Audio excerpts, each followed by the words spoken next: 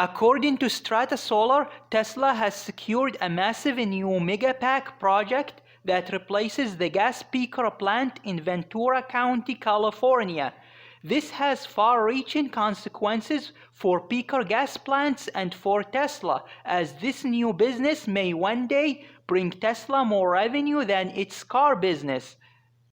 Peaker plants are power plants that electric utilities only turn on to briefly provide power during peak demand. They are costly and polluting. Tesla aims to help replace them with battery packs used as stationary energy storage.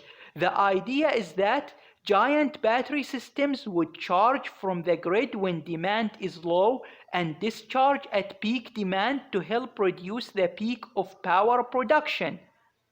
Ventura County, California was going to allow the construction of a new gas-fired power plant to supply peak power to Southern California, but the electric utility pivoted to energy storage instead and plans to deploy several battery systems.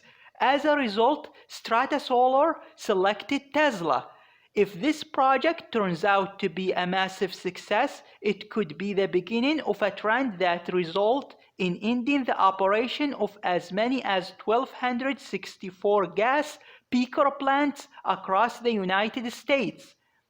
On another note, recent data from research firm Dominion Enterprises shows that Tesla's deliveries have fallen by about 37% in California and 30% in the US based on registration data in the second quarter of this year.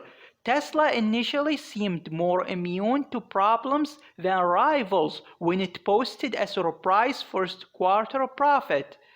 However, it's clear that the US quarantining measures to slow the spread of the infection affected domestic demand for the Silicon Valley automaker. Nonetheless, it's worth mentioning that Tesla fared better than all the internal combustion engine manufacturers going through the same shutdown, and the company's stock price remains at all-time high as of today. Tesla plans to combat the economic slowdown by cutting prices on many of its cars.